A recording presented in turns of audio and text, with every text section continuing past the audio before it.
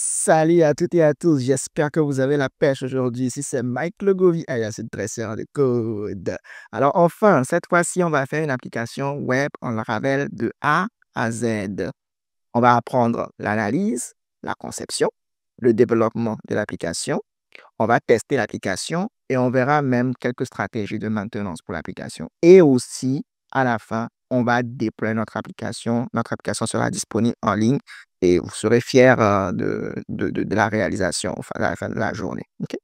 Alors, je vous garantis qu'à la fin de cette série de vidéos, vous serez capable de concevoir vous-même vos applications web en Laravel.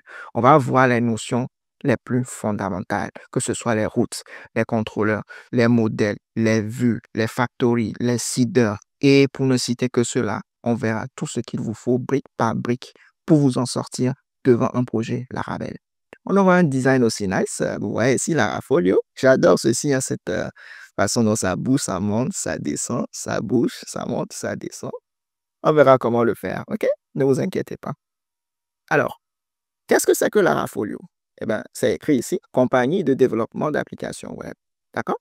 Donc là, Larafolio, l'idée derrière, c'est que on va, euh, c'est comme si on est une agence, on prend des soumissions de clients qui veulent une application, par exemple. Donc, supposons qu'un client souhaite avoir une application e-commerce.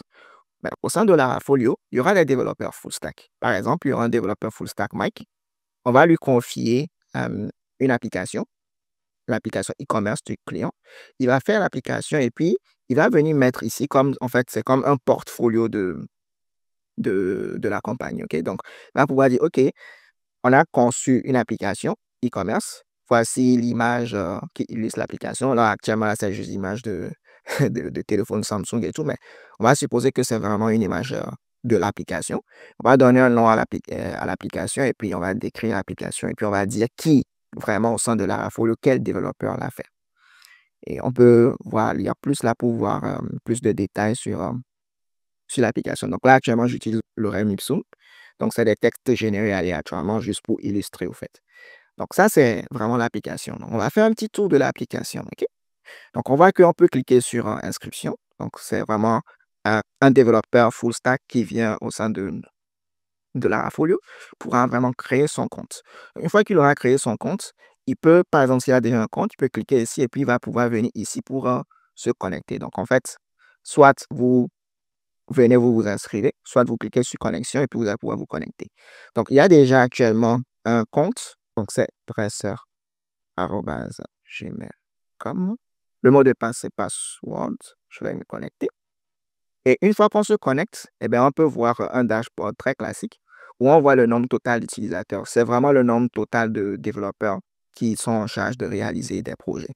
Et ici, c'est le nombre total de projets qui est réalisé. Donc, actuellement, là, il y a juste l'utilisateur Mike. OK? Donc, je peux me déconnecter. Il y a juste l'utilisateur Mike qui est là. Et Mike a créé 3 projets. Donc, là, on voit, c'est vraiment des projets générés de façon aléatoire. Donc, on va voir ça avec les factories et puis les seeders, ne vous inquiétez pas. On peut cliquer sur créer un projet et on va créer un projet, par exemple. Donc, supposons application e-commerce. Et comme description, on va mettre juste belle application e-commerce. Voilà. On peut donner une image. D'accord? Donc, supposons que moi, je prends cette image-là de crème glacée et puis je vais soumettre. Comme vous pouvez le voir, on a bel et bien un projet qui a été rajouté. Je peux venir encore créer un autre projet. Supposons une application euh, supposons qu'on fait un SaaS. Donc, application SaaS. Belle application.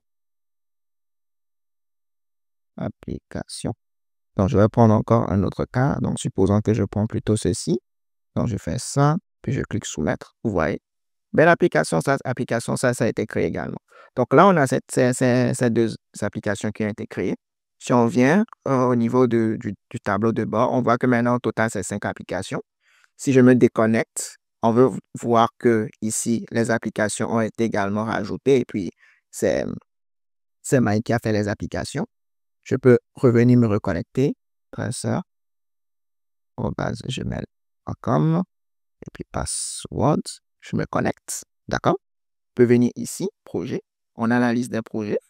On peut venir cliquer ici et si on veut changer le nom, on peut changer le nom quoi. Nouveau nom, par exemple. C'est comme vous souhaitez. Puis, je peux changer l'image aussi si je le souhaite. Donc, je peux changer l'image. Voyons. Là, je prends quelque chose comme ça.